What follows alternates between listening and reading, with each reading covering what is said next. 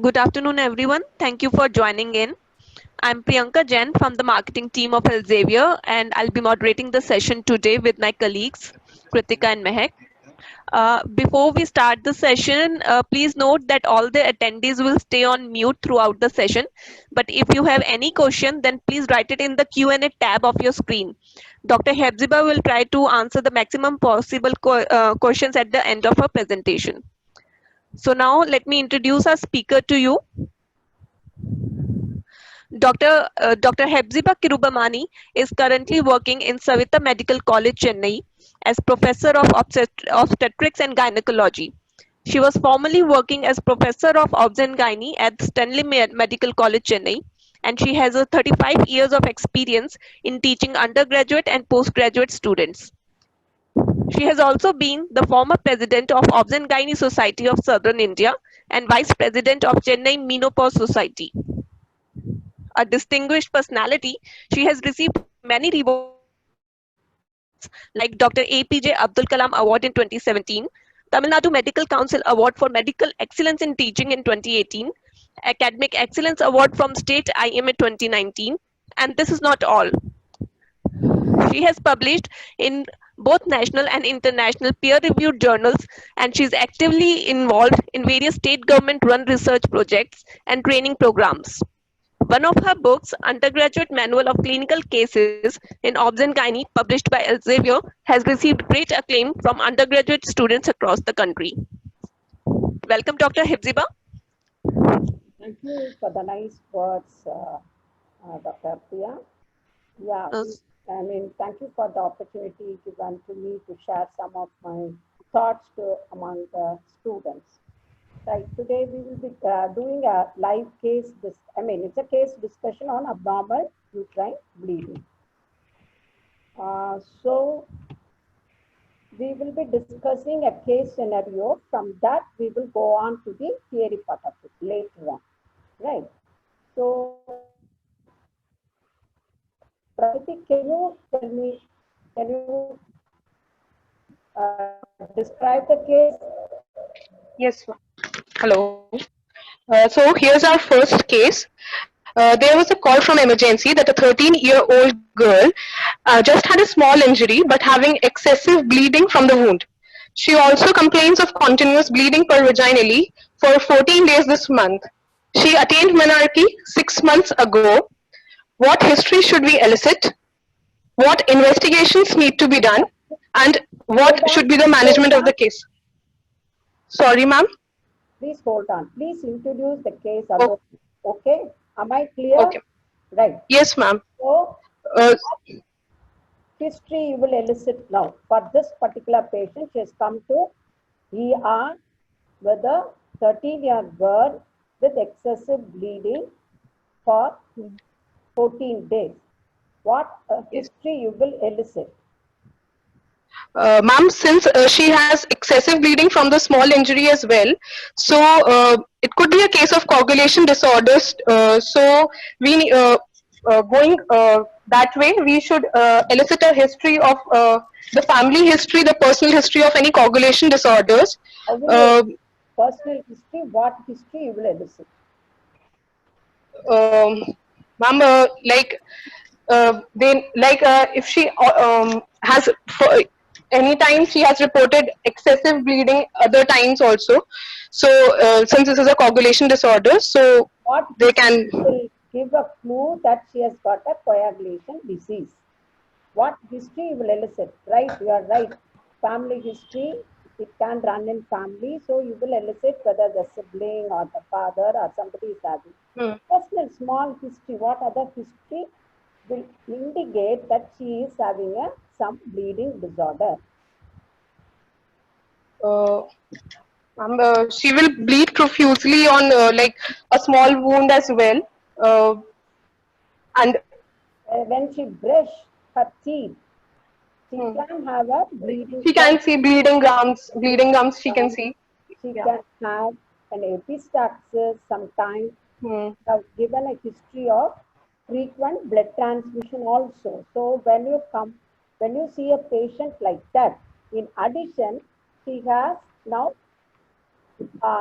she has attained menarche, and this cycle is continuous bleeding for 14 days. So with this Hmm. past history and this, so you may give all this will give a clue that she is having some bleeding diathesis. Okay, now what investigation you will do? Now, past Ma'am, history from the complaints, you have come to a hmm, conclusion that it may be a bleeding disorder. What disorder. investigation will you do? Ma'am, for the blood bleeding disorder, so we proceed with all the blood-related investigations like hemoglobin and with blood bleeding time, clotting time, and the von Willebrand's factor we'll see, and the uh, thrombospondin in the blood. All these things we'll make a Platelet chart of count, that. you are right. Okay, Yes. so Hmm. platelet count, Platelet count. peripheral smear.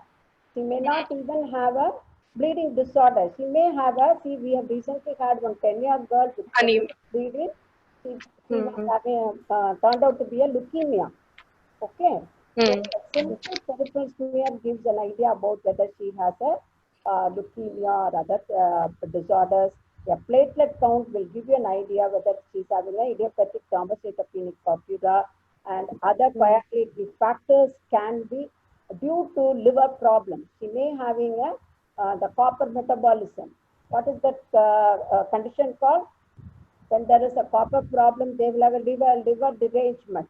So she may have like that also. So we have to rule out other causes why she is bleeding.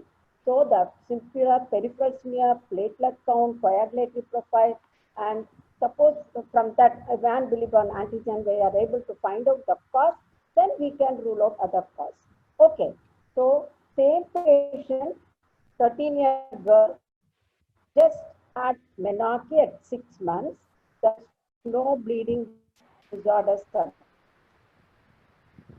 All. What do you think? What is the probable cause? What do you think about it? Ma'am, No that bleeding could, disorders. if there are no Platelet bleeding, count is normal. Pardon?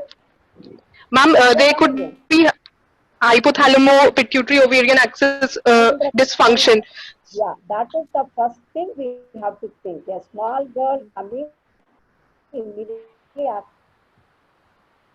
menarche within 1 year or 2 years. So that is due to immaturity of the hypothalamo-pituitary axis. So we have to keep in mind. So but we have to exclude other causes Hmm. also. If it is due to hypothalamo-pituitary axis immaturity, all that you have to give her a counseling, especially the mother. Mother will be so anxious. So we have to counsel the mother also. So we have to give a supportive treatment. Both counseling should be done, and she may become anemic. So if she is very anemic, we may have to do Paxil Hmm. so that is how we have to go about in a teenage girls. An adolescent girls can have abnormal uterine bleeding that can be due to either a bleeding disorder. We have to rule out a bleeding disorder first, and you have to do thyroid dysfunction first.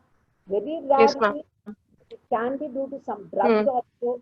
So, but the Hmm. commonest cause for adolescent bleeding is it is Hypothalamo pituitary ovarian dysfunction. uh, immaturity.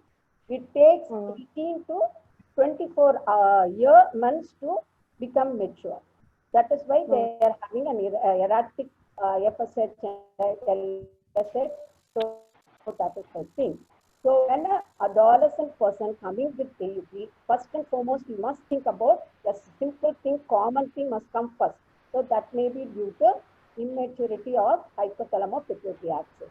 The next thing we have to rule out is a bleeding disorder. The next is an endocrine causes. And very rarely in our part of India, we are very much rampant about tuberculosis.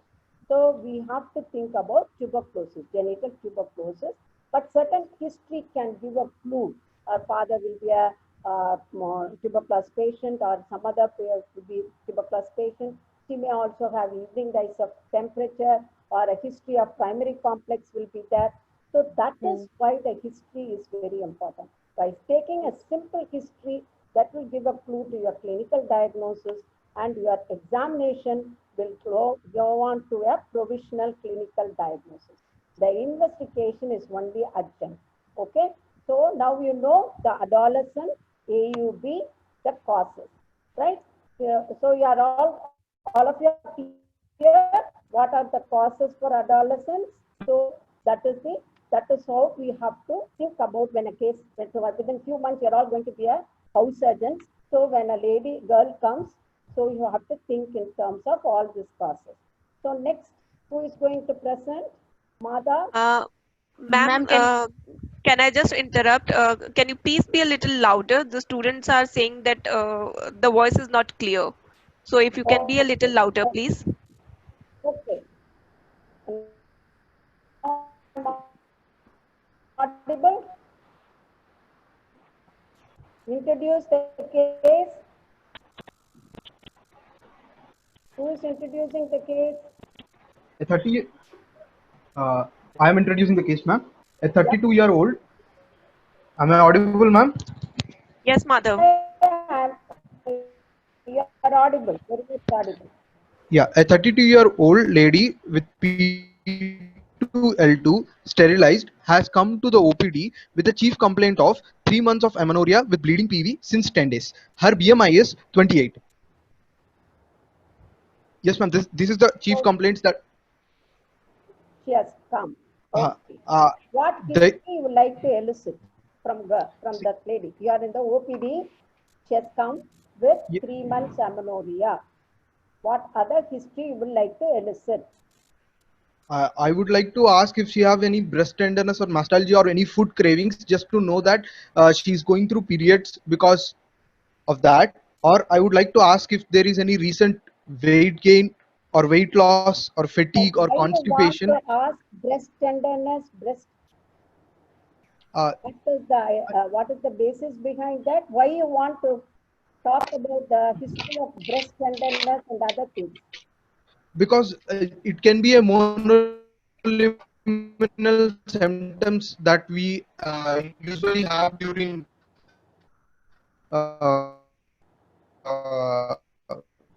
periods.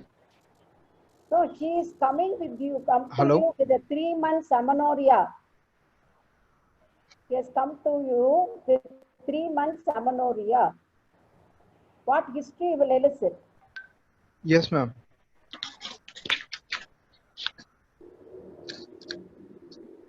Yes, ma'am. I'd like to ask if there are.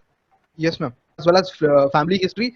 I'll ask if there are any bleeding gums or epistaxis as such, or I'll also check for thyroid symptoms like recent. Other, she is a para 2 32-year lady and she is sterilized. She has been delivered, no PPH, no, and she has underwent some surgery also. Where is the question of bleeding comes? That Yes, case, ma'am. because she has a bleeding tendency, we were asking. So when you ask a Yes. history, it should be pertinent. Okay, we cannot have a blanket rule. Okay, whenever a patient comes to you with amenorrhea, you have to ask the menstrual history in detail. What are all the history you will elicit?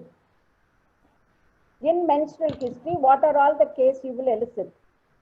We'll ask the age of the age at menarche when did she have, Yes. and then we'll ask is there any bleeding PV that is previously present. Repeat menstrual history, what history you will elicit? Yeah, what is the duration? I mean, within how many days Yes. her normal periods are present? Yes. So, whenever you ask menstrual history, you have to elicit what is her regularity of the cycle. Okay. Once in how many days she is getting it and how long it lasts, whether it is 3 days, 5 days, like that. Whether it is associated with pain or not. When there is an association with pain, what does it indicate? From the history, you can come with a diagnosis.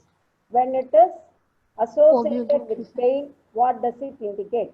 Whether it is a ovulatory cycle or anovulatory Ovulatory cycle. Ovulatory cycle. Ovulatory It cycle. is Ovulatory ovulatory cycle. cycle. Okay. So when a lady comes to you with amenorrhea, we have to ask a detailed menstrual history like apart from menarche, you have to ask whether how long she is bleeding, how frequent she is bleeding, whether it is painful or not, whether it's associated with clot, and of course, last menstrual Menstrual. period is very, very important. Okay. Yes. So when there is a clots, that indicates there is a profuse bleeding PV. Why she is passing clots? Can anyone tell me? Yes, Yashika, why she should be clots? When there is associated clots, we always think it is a heavy menstrual bleeding because in normal menstrual cycle, it is a fluid state, not a clots. When it is so profuse, there is no time for a fibrinolytic activity to happen. That is why it is associated with clots. So from the simple four questions, whether it is associated with clot, whether it is painful, you know what case you are doing. And when it is painful, you should elicit whether it is before, during, or after. There is a condition called triple dysmenorrhea where you can make a diagnosis when the pain is before, during, or after. It indicates endometriosis. The underlying pathology can be due to endometriosis. When there is a dysmenorrhea, the other causes for painful periods will be one is endometriosis, one is fibroid, the other one is adenomyosis, third one is pelvic Polyps. inflammatory disease. Okay, so by simple history, whether she is having a painful periods, it indicates ovulation. When there is an abnormal uterine bleeding associated with pain, it can be due to fibroid, it can be due to adenomyosis, it can be due to pelvic inflammatory disease. So from that history, you can mentally come to a conclusion that this lady may be having all these things. I have to rule out one by one. Okay. So what do you mean by AUB? Can anyone tell me abnormal uterine bleeding definition? Yes, Yashika? Ma'am, it is ma'am, Definition AUB? abnormal uterine bleeding means when the volume is like more than the normal and there is pain associated with it, or it cannot be even, like it can be painless or painful cycles, and also like it can be due to many causes according to the No, palm no, no. point What classification. is the definition? This will come for your 2-mark question, right? In all the universities, they are having 2-mark questions. So, it is by definition, whenever there is an alteration in the frequency, duration, amount, that is volume, Volume. without the underlying cause for pregnancy. See, this patient without sterilization, when there is a coming with 3 months amenorrhea with 10 days bleeding, we have to rule out pregnancy related causes. Okay. So whenever a lady, even now, though she is sterilized, we have to keep in mind certain pregnancy causes. Okay. Suppose a lady without sterilization, she comes with 3 months amenorrhea with bleeding PV. What are all the things you want to rule out? Because other conditions can mimic AUB. So when there is a 3 months amenorrhea with bleeding PV, what are all the conditions you should rule out? Ma'am, first of all, Reproductive age group. By definition, in the absence of pregnancy related causes, AUB is the abnormal uterine bleeding when there is a change in frequency, duration, and the amount without underlying cause for pregnancy. But when the patient comes with 3 months amenorrhea in a reproductive age group with bleeding PV, you have to rule out either a threatened abortion or a complete abortion or a vesicular mole when it is associated with pain, a triad of symptoms, amenorrhea, bleeding PV, and pain, you have to rule out ectopy. So that is the importance of history taking. By just taking a history, we may have to come to a conclusion. Okay, when there is a history of amenorrhea, she is not sterilized, she is in a reproductive age group. I must rule out threatened abortion, incomplete abortion, vesicular mode. She is coming with acute pain, ectopic pregnancy.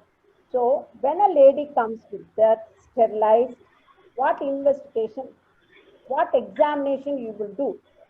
See, this is the picture of the patient. So what are all the examination you will do? Yes, Madhav? We'll we'll check for ma'am. Why haven't we asked for any of the thyroid symptoms for the patient? Yeah, definitely you have to ask because AUB can be due to endocrine causes also. So thyroid symptoms, why you want to ask thyroid symptom? Because she may be in that age group of getting thyroid. No, thyroid can happen at any time, even in older people, young people, anytime. Okay, Yes, ma'am. so by this examination, what do you think? See, this is the external examination picture. What do you think? Yes. Can you describe this? Can you describe this?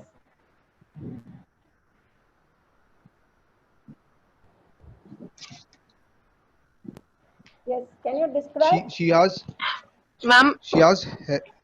Please, sir. Yes. She having hairs. Okay, this is nothing but acanthosis nigra, which indicates yes. insulin resistance. Okay, Hmm. so this is an acanthosis nigra. So there must be an insulin resistance. She has a facial hair. So, and her BMI is on the overweight side. So all this can give a clue that the patient is having a polycystic ovarian disease. Urine disease. So, Ma'am, she has hair on the beard also. I can see from the side view. yeah. All that can give a clue that she might have a Yes, so it polycystic is. ovarian Yes, ma'am. disease. In Hmm. addition to that, you have to look for in general examination, routine general examination, that is the pedal edema, this and that, which will, Yes. the pedal edema, uterus, synovial, Pallor. clubbing, lymphadenema, gynec and obstetric case, you have to look for thyroid and breast. Hmm. So these patients can go for oligomenorrhea or amenorrhea. So that what are all the various causes for oligomenorrhea? Who all can go for oligomenorrhea? I told you the endocrine causes for abnormal uterine bleeding. One is thyroid. The other one is polycystic ovarian disease. These people will have a infrequent cycles. So PCO, obesity, see this patient is overweight. In addition, she has got an insulin resistance. This is the acanthosis nigrans, which gives a clue. It is a insulin resistance, and here she has got a excess growth. She can be an adrenal cortical this thing endocrine abnormality, and you have to look for breast examination so that any discharge, it can be due to hyperprolactinemia. Even when there is an hyperprolactinemia, they can go for amenorrhea or infrequent cycle. And you have to ask for drug history, antipsychotic drugs, all that dopamine, it involves with the dopamine, so they can go for amenorrhea. Simple cimetidine, when they are asking too much cimetidine, phenothiazine group, all this can go in for amenorrhea. So you have to ask a detailed history examination apart from routine general examination, thyroid and breast. So what is the investigation would you do this particular case? We'll go with uh, we will grow with hormone assays such as androgens, FSH hormone levels, thyroid hormones, glucose, insulin, and lipid levels. Uh, we'll also have an ultrasonography just to rule out endometrial hyperplasia or carcinoma. Or Age group, we are interested in ruling out endometrial carcinoma. Okay, the simple hemoglobin, thyroid evaluation, FSH, LSH may be useful, may not be useful. So we have to rule out. We, of course, since acanthosis nigrans, we have to rule out the blood sugar, diabetic status. She is on the HbA1c. overweight. We have to know the lipid status also, as he rightly said. Good. So, and a simple ultrasound will give you an idea whether there is, as he rightly said, whether there is an endometrial hyperplasia or when there is a polycystic ovarian disease, sometimes the testicular, androgen producing tumor may be there on the ovaries. So by this, we will able to come to a conclusion. Okay, what do you mean by metropathia hemorrhagica? You have heard about that condition called metropathia hemorrhagica? That is a pathological term, actually it should. So even in that condition, metropathia hemorrhagica, there will be a period of amenorrhea and followed by a prolonged bleeding. The amenorrhea, how does it happen? In metropathia hemorrhagica, there is a slow secretion of estrogen. So there is a proliferative phase and secretory phase. Metropathia hemorrhagica, the luteal phase is not at all happening. That goes on secreting in slow level and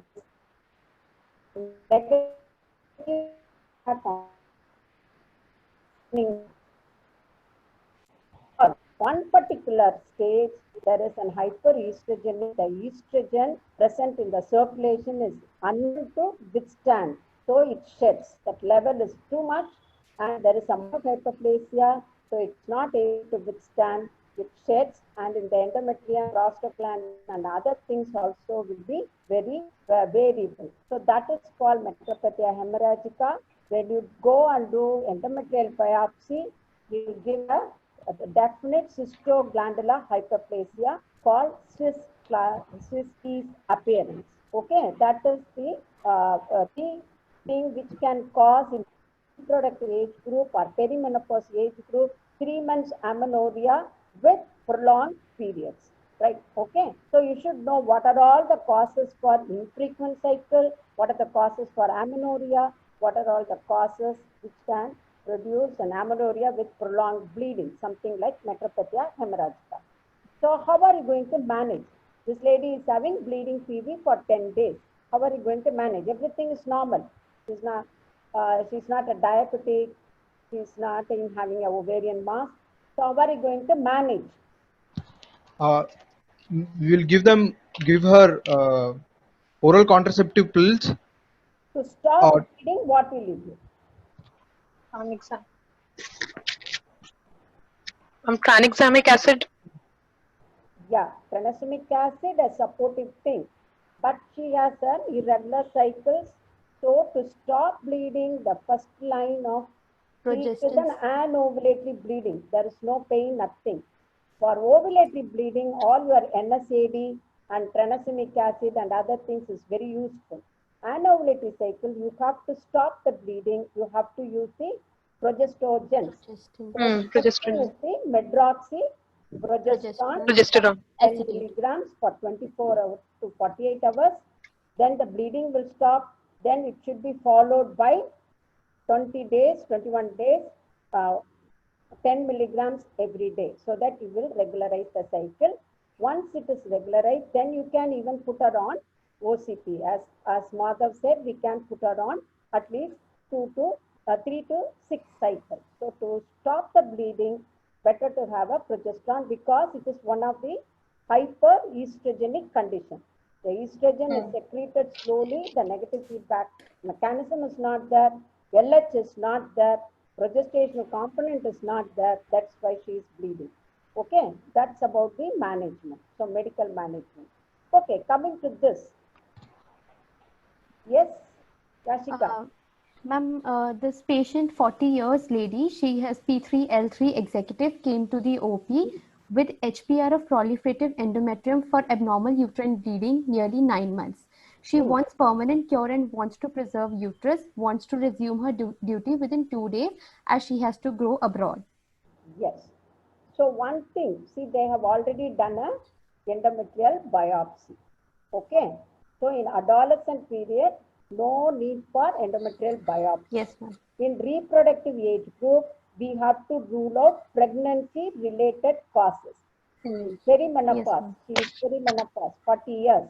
We have to rule out associated malignancy.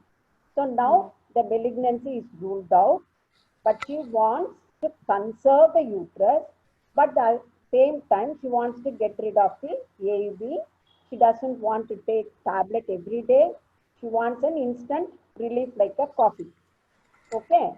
So what is the best method you can offer her, Ashika? Ma'am, the best management for her can be endometrial ablation because she wants Wonderful, good. Very good.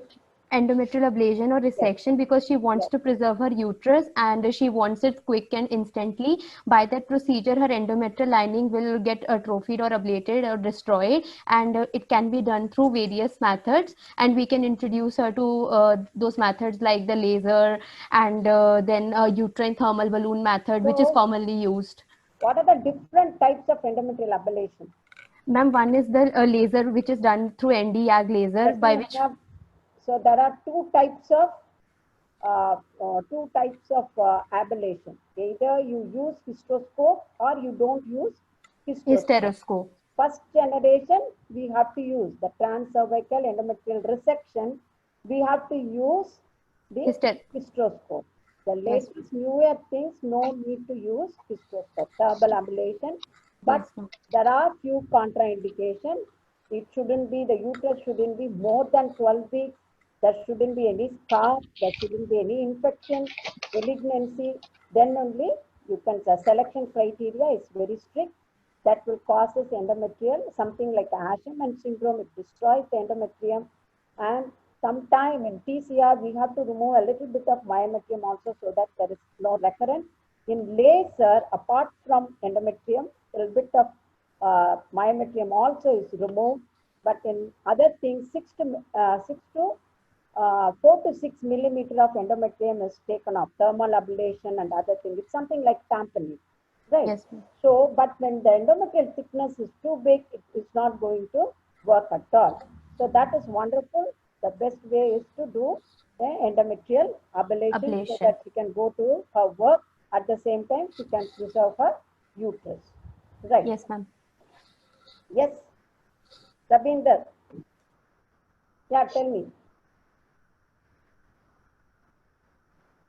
Unmute. You are not Hello. audible. Yes, ma'am. Yes. Am I audible, ma'am? Yeah, now we are audible.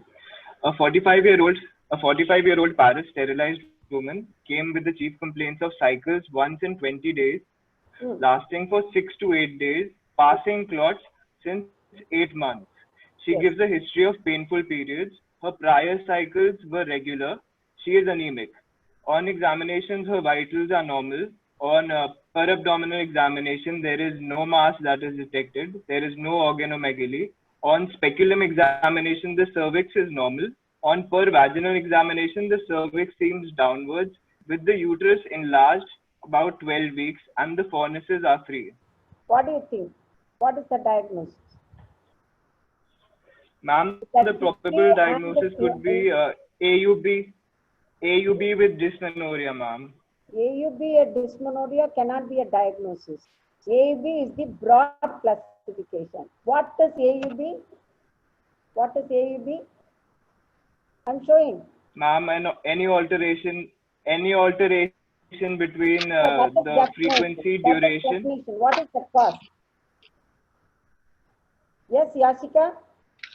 What is Ma'am, the palm coin classification defines the causes. Which category she belongs to? Ma'am, she can belong to either of the two categories, which will be confirmed on investigations. Either it can be a fibroid, which is a leiomyoma. By history and by physical examination, which category she belongs to? A, B? Ma'am, fibroid, according to me. Fibroid or adenomyosis, because adenomyosis also can have all the symptomatology. Okay. A painful period, a heavy menstrual cycle, and uterus also can be 12 weeks. So what investigation you will order now? Now we have come to a form AUB, either, what is that? P or A? Okay. Yes, ma'am. I mean, sorry, polypor. L or A, leiomyoma or adenomyosis. What investigation you will order? Yes. Tomorrow you are going to be in the OPD. After 3 months. Ma'am, ma'am, a uterine aspiration cytology can be done, or a transvaginal sonography can also be done. Why you want? So you said it is either fibroid or adenomyosis. How are you going to confirm?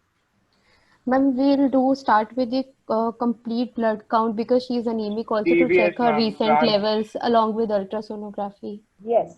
So, apart Ma'am, from blood, transvaginal she is grossly anemic. ultrasonography. So, you will do the blood count. Okay. All that hemoglobin, and she is quite old. We have to rule out blood urea, sugar, other things, and a specific thing will be the Ultrasonography. ultrasound, a non-invasive test. So that shows a fibroid. Okay. So what are the causes for heavy menstrual bleeding in fibroid? Why should she bleed so heavily in fibroid?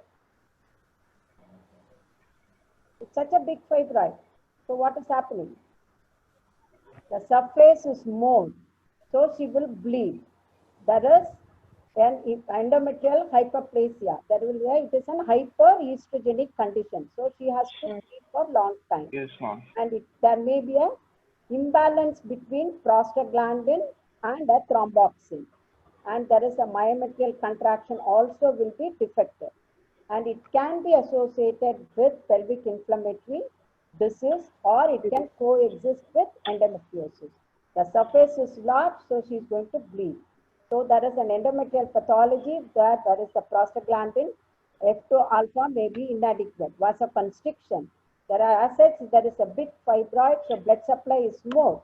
It is an hyperestrogenic condition, and it can be associated with pelvic inflammatory disease and endometriosis. These are all the various causes for heavy menstrual bleeding. This is how your exams will go on. Okay? Yes, Right. ma'am. Ma'am, but the Now, furnaces on examination are free, ma'am. So how can pelvic inflammatory disease be associated? Pardon? Ma'am, on examination, on per vaginal examination, the furnaces are free. No, Now, no, in no. PID, usually, No, not. I am not telling you this patient is having PID. The various causes for bleeding in a case of fibroid. Yes, Right? ma'am. Now you understood? okay, okay, Okay, you are clear? yes, ma'am. Right. So now Yes, coming to your point, how are you going to get endometrial tissue? Ma'am, by aspiration cytology, What aspiration? What is that called?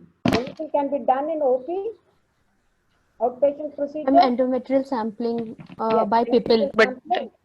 How by do an instrument called PIPL, which Yes, is used in yes. OPD. It is a Even rapid. without anesthesia, we can do endometrial biopsy, but people cure it. But People. sometime when the patient is risk or something like that, we may have to do under anesthesia, a fractional curettage also to rule out. So all these cases, we have to do endometrial biopsy to rule out associated endometrial carcinoma. Because of the age and hyperestrogenic condition, we have to rule out in perimenopause, we have to rule out endometrial carcinoma. In younger age group, blood dyskaryosis. In reproductive age group, pregnancy-related causes. In perimenopause, you have to rule out malignancy. Okay? So how are you Yes, going to ma'am. manage? Yes, She has ma'am. completed her family, she does not want to her uterus, and her endometrial report comes as proliferative phase. How are you going to manage? Ma'am, first of all, we have to treat the anemia, which is also very Very severe. good, So very we'll good. Good. prescribe her with hematinics. Secondly, ma'am, surgically we Such can a do a gross anemia, trans-abdominal you're not hysterectomy. going to improve her status. She's grossly anemic. So we may have to do blood transfusion. Blood transfusion. Okay. Yes, ma'am. She's 4 grams. Yes, ma'am. Okay. Ma'am, then surgically we can, because her age is less than 45 years. She's 45 She's years, 45 ma'am. years. So we can do a yes, ma'am. I mean, less than 50 years, so we can do a total abdominal hysterectomy. So she is 45 years, you can go for removal of the uterus. It can either be abdominal, Yes, it ma'am. can be a vaginal, it can be a laparoscope or a total laparoscope. Okay. So, but you have to be very careful in telling about the removal of the ovaries. This age, we don't remove the ovaries. Okay. 45 years, we don't remove the ovaries. The best option, because in this age group, you must tell in the exam, since she is 45 years, completed her family. She does not want to preserve her uterus, and there is no comorbid condition. So, and her endometrial pathology is proliferative phase. I would suggest her a hysterectomy. The mode of hysterectomy, the type of hysterectomy, it depends. Okay. So that's about it. So all of you have done a wonderful job. We will move on to the theory part of it. So this is the objective. I will be talking about the impact of AUB. The new nomenclature has come. So you should know the new nomenclature, the terminologies which is abandoned, the causes, how to take history, diagnosis and management. At the end of the class, you will be able to know all this class. Okay. So this is the most common gynec practice we come across very often, and different age group is affected. 1/3 of the women at same stage in their life, some part of that they will have it. The management includes establishing the cause, and we have to do the appropriate therapy. So I told you there is a lot of impact on the quality of life. When they have a profuse bleeding, they become anemic, they become discomfort. The negative impact on the relationship with the partner. There is a decreased quality of life, anxiety. So it has a major impact on the life, quality of life. So no longer we use the DUB. In FIGO, they have changed this in 2012 itself. So you must use the terminology AUB. So this is the classification which I showed you, the polyp, adenomyosis, leiomyoma, malignancy, all this the coin. Okay. So this is the normal mechanism you should remember, because when there is a problem in the endometrium, that is the cause for endometrial cause for AUB.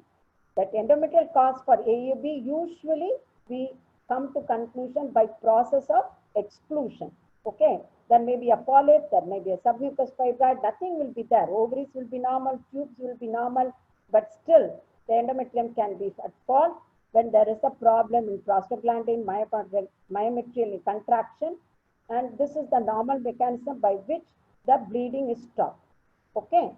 So all this, for your convenience, they have removed it. When we were students, we have to remember all these things. So only definition is continuing is the amenorrhea and the post-menopausal bleeding. Okay. So a lady can come to you with 3 months amenorrhea or irregular cycles with some contact bleeding. Then it must tune to your mind. It may be due to malignancy, it may be due to polyp in the cervix, it may be due to endometriosis, it may be due to decubitus ulcer, like that. Okay, from the history itself, you can come to a conclusion. Okay, all this is not knowledge. So the heavy menstrual definition, 2 mark question, they'll be asking you, blood loss affecting the quality of life, both physical, emotional, and social.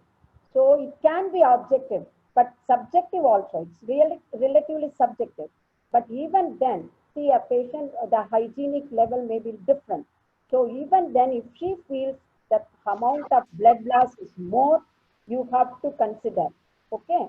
So if blood loss 80 ml and more, you have to think about the heavy menstrual bleeding. This is the new nomenclature. The frequency is normal when it comes once in 21 to 38 days. Okay. And it should be regular. And it is normal. 3 to 8 days is normal. And 5 to 80 ml is normal. When it is more than 80, it is heavy menstrual bleeding. When it is more than 38 days, it is called infrequent cycles. Okay. So this is the definition we have already talking about. So it can be an acute or chronic. When if there is an acute emergency intervention is needed, it is called acute. When the patient is bleeding profusely and gross anemia, that may be an acute cause. So these are all the various causes according to the age group. Okay.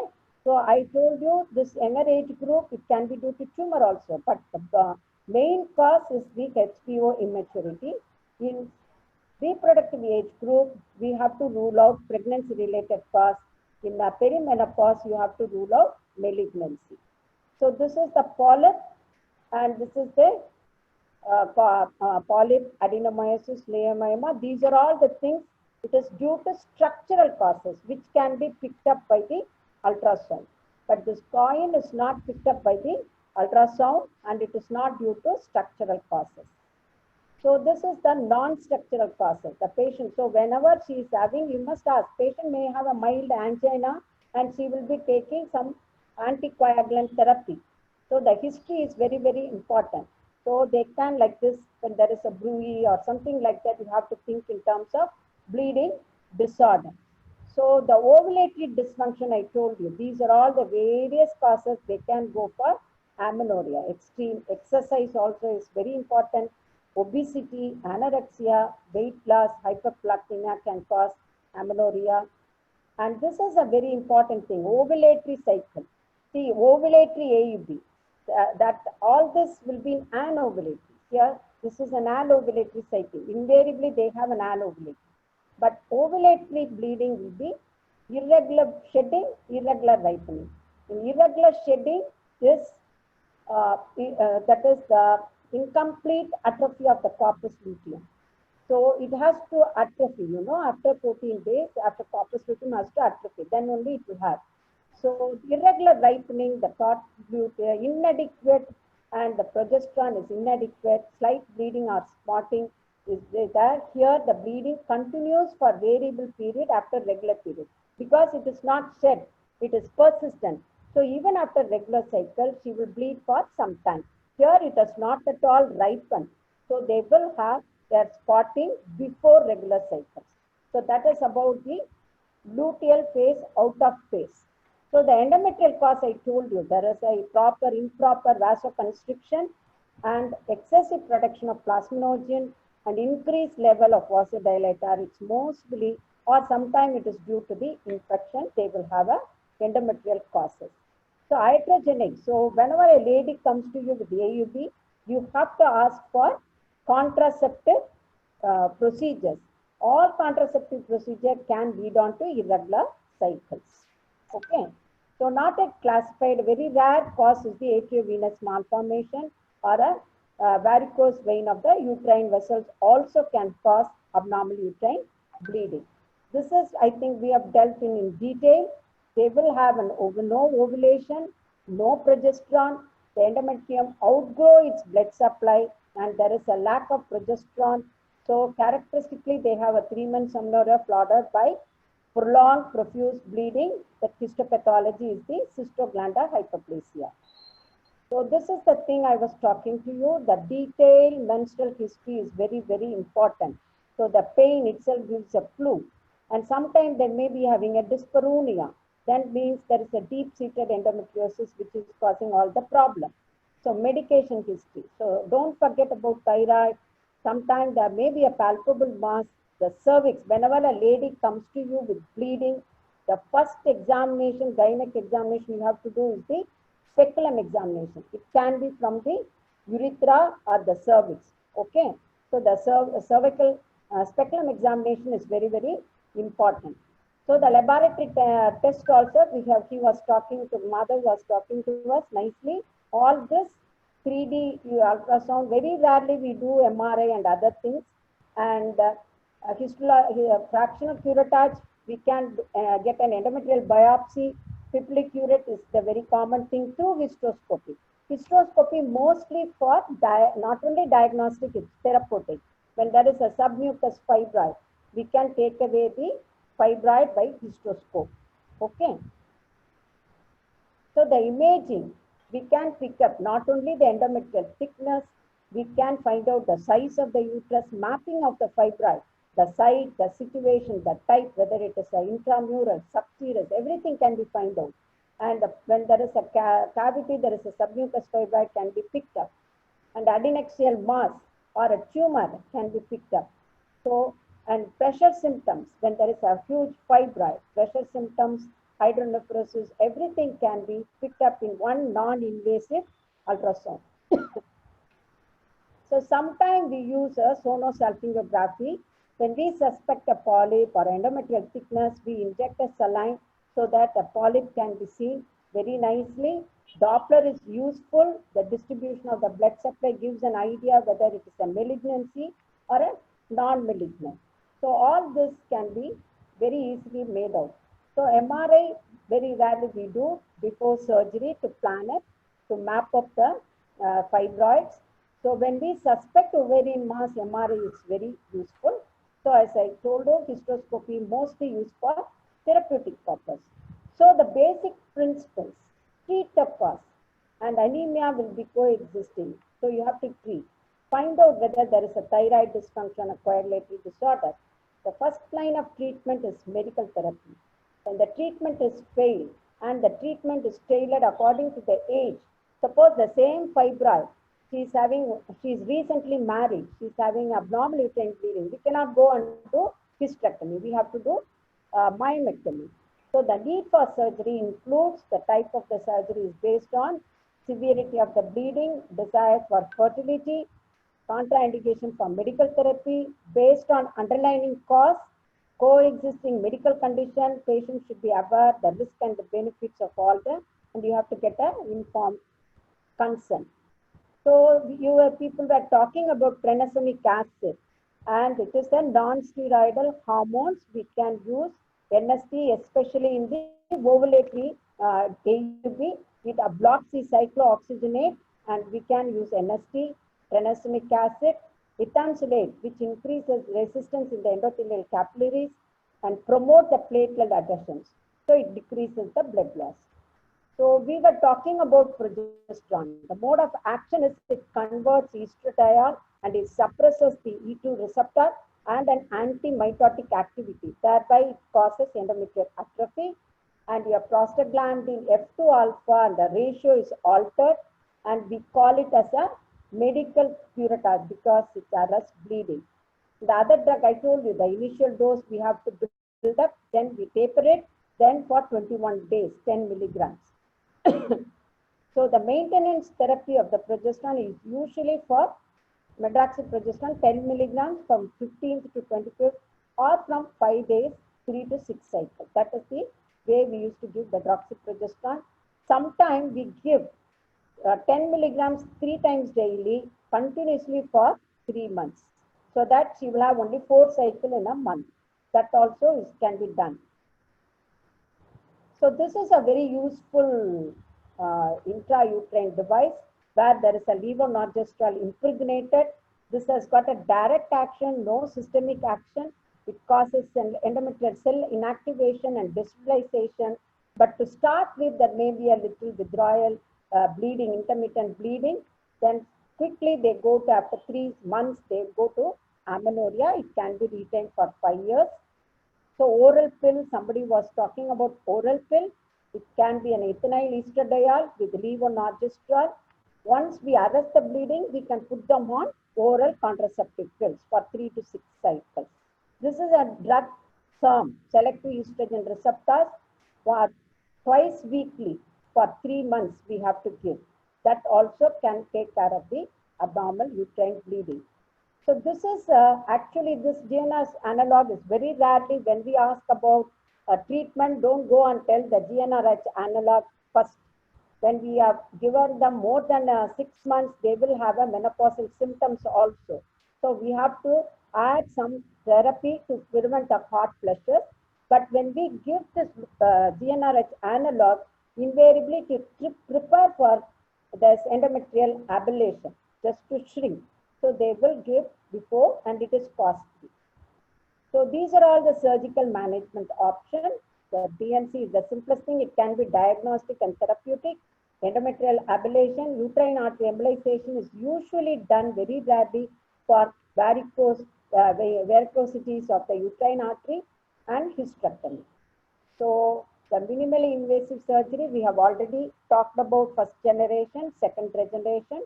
First generation requires hysteroscopy, second generation does not require. Various modalities, thermal, microwave, so many newer things, thermochoice, and all this Versa Point and all, it's coming. So it is very handy, within seconds we can get it done, and it's a OP procedure, but it has got its contraindication. Young woman who wants to preserve fertility, uterus more than 12 weeks, large fibroids, scarred uterus, we cannot use ablative procedures. So these are all the various indications when the medical therapy failed, when an older lady, endometrial hyperplasia where we cannot follow her up, failed endometrial ablation, associated pelvic pathology, we can do. Different types of routes are there. And I mentioned about bilateral uterine embolization. There is an intractable AUP due to this thing. So this is the flow chart. If you remember, you can write. So women with heavy menstrual bleeding, rule out whether it is a structural cause or you have to take a detailed history, physical examination, and you have to do a laboratory thing. You find out whether it is a structural cause or a non-structural cause, organic structure. So when there is a structural cause, we try to remove it. When non-structural cause, invariably we put her on medical treatment. So basic imaging technique is very, very useful. And we have to have a histopathology definitely in perimenopause age group. Younger age group, we have to rule out coagulopathy, endocrinopathy, and medical treatment. When it fails, you may have to land up in surgical treatment. And thank you for patient listening. It is a disorder in adolescent. It can come out in any age group. And bleeding disorder in adolescent age group, rule out. Pregnancy-related causes in reproductive age group. Malignancy in perimenopause women. It is common during extremes of reproductive life, and management depends upon the cause. So thank you for patient listening. Any questions? Hello, ma'am. Yes.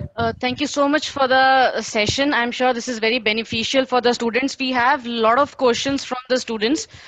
We have 5 more minutes, so I'll just take one by one.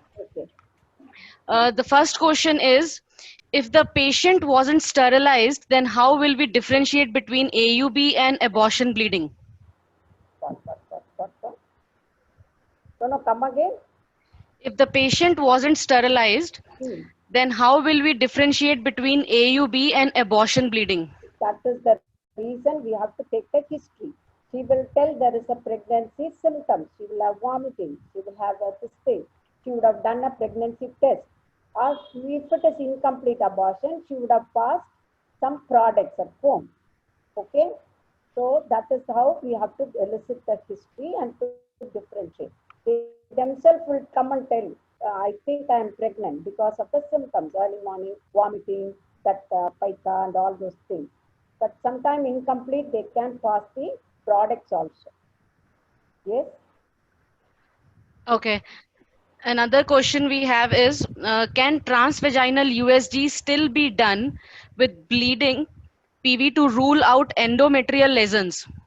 Endometrial lesions. Yes, we can Yeah. very easily. Even the bleeding, with the bleeding, we can do TVS. If there is a bleeding in the cavity, that also can be depicted. And endometrial thickness, the measurement is different. The cavity we leave it. And between the space between the myometrium and the cavity only, we will be measuring. Okay. There is one student who wants you to explain thyroid dysfunction leading to AUB. Yeah, it will alter the hypothalamus pituitary axis. No, they are all interrelated. FSH, TSH, they can interfere with the hypothalamus pituitary axis. That is how either they go for amenorrhea or for menorrhagia. That is the reason, TSH. Okay. If the patient was suffering from abdominal pain and slight bleeding continuously, irregular menstrual cycle, what could be the reason? How irregular it is. It is a cyclical bleeding or acyclical bleeding. And there is a pain. So how old the patient is. Unless all this is asked for, we cannot say. It depends upon the age of the patient, depends upon the detailed history. Infrequent cycle with pain. So the infrequent is very infrequent. Usually that means there is a delayed period. That means that is an anovulatory cycle. It may not be painful. So when there is a painful history, there is ovulatory. Infrequent itself indicates there is anovulation. It need not be painful. Okay, I will take one more question. How to differentiate between anovulatory and ovulatory cycles? I think just now I explained, no? Ovulatory cycles are always painful. Anovulatory cycle is not painful. Okay, one more thing, ma'am. There are a lot of students who are emphasizing on repeating one topic, that is metropathia hemorrhagia. Hemorrhagica, yes. Yeah. Yeah, that is where in metropathia hemorrhagica there is a fault at the ovary. There is a slow production of estrogen. So this estrogen is going on, but there is no ovulation. The follicular phase is going on, but the negative impact on the hypothalamus pituitary axis is not there. Unless there is a negative impact, the LH will not release. There is no LH release. See, the menstrual cycle has got FSH and LH, the progestational phase and the follicular phase. So this follicular phase keeps on going and the estrogen levels is building up. There is no progesterone at all. Progesterone is not, there is no progesterone. It's not produced. But no ovulation. The follicles may be big. Follicular cyst may be there. But at one stage, this endometrium keeps on building. At one stage, that estrogen is not sufficient to support the endometrium. Hence, it sheds. There is a lot of degeneration going on. So, she bleeds for long time. That is the reason. As long as that estrogen is building up, there is a period of amenorrhea. When it is not able to support the endometrium, it sheds. So when there is a degeneration in the phases and there is a fault in the prostaglandin, so prostaglandin F2 alpha is not there. So they bleed for long time. That is the basic pathology in the metropathia hemorrhagica. So Okay. I hope I am clear. I am sure, ma'am. So I don't think we have many more questions. Few are left. What we can do, ma'am, I will share some of the questions with you over email, and you can just address those questions, and I can share the answers with all the students through email itself. Okay. Just to summarize the thing, I would like to thank the speaker of the day for this valuable session, and also the students who have participated in the session, have made it very interactive and have supported us in this initiative. Ma'am, any few last words of wisdom for the students? Yeah, they have to remember AUB can occur in all age group, younger age group, no DNC. They have to rule out blood dyskaryosis and they have to remember hypothalamic pituitary immaturity. Reproductive age group, pregnancy related causes, they have to keep it in mind. It can still be metropathia hemorrhagica. Perimenopause, they have to think about, they have to rule out malignancy. Based on the age, that whether they desire for fertility, they desire to retain uterus and associated conditions. Suppose all this there and with thyroid dysfunction, they have to treat the thyroid also. So all this should be taken care of before embarking at treatment. So appropriate treatment is essential. Great. Thank you so much for sharing that, ma'am. I would just like to mention last few things. The e-certificates will be shared with all the attendees over the email along with the recording of this session. Okay. Thank you once again, everyone, for joining us today. Stay tuned to our social channels for any further webinars coming up. Thank you, everyone. Thank you, ma'am. Thank you, Thank students. you, the entire Receiver team. Thank you for making me this thing is so useful for the students. Thank you. Thank you so much. Thank you, ma'am. Thank you so much, ma'am. Thank you.